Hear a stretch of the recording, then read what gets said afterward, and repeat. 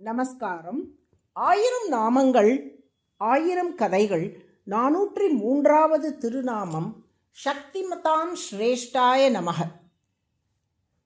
சிவதனுசை முறித்து சீதாதேவியை திருக்கல்யாணம் செய்து கொண்டு அயோத்தி நோக்கி ராமன் திரும்பி வந்தபோது அந்த பிரம்மாண்டமான கல்யாண ஊர்வலத்தை பரசுராமர் வழிமறித்தார்.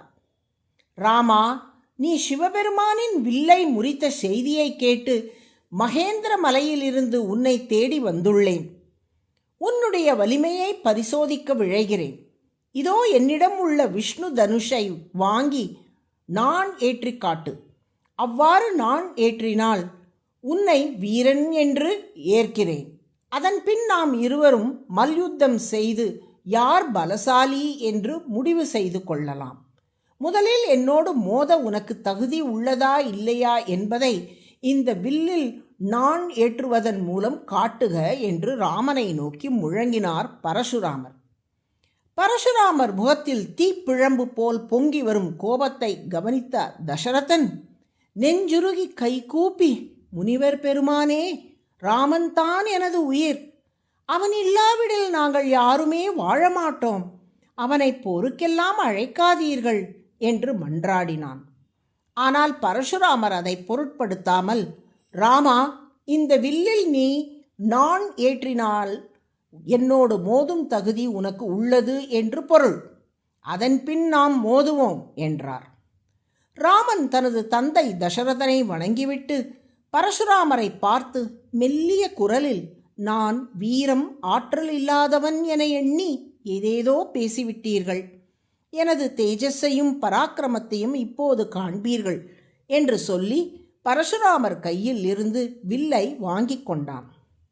அனாயாசமாக அதில் நான் ஏற்றிய ராமன் அந்த வில்லில் அம்பையும் பூட்டி, பரசுராமரே, இந்த ராமன் ஒரு பாணத்தை பூட்டிவிட்டால் அது வீணாக கீழே விழுந்ததில்லை.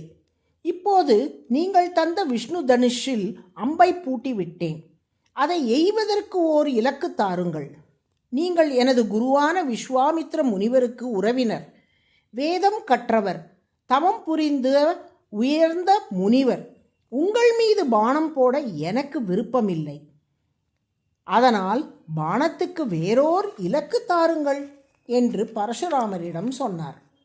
ராமனது சாகசத்தை கண்ட பரசுராமர் தனது பொலிவு, வீரியம், கர்வம் அனைத்தையும் இழந்தவராய், ராமா, எனது தவ வலிமையையே இலக்காக தருகிறேன்.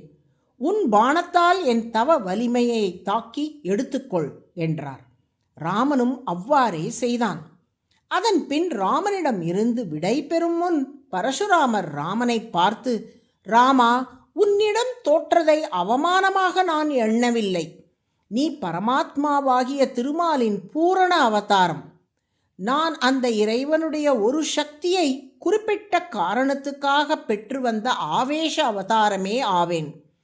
பூரண அவதாரமான உன் முன்னே ஆவேச அவதாரமான என்னால் நிற்க முடியாது.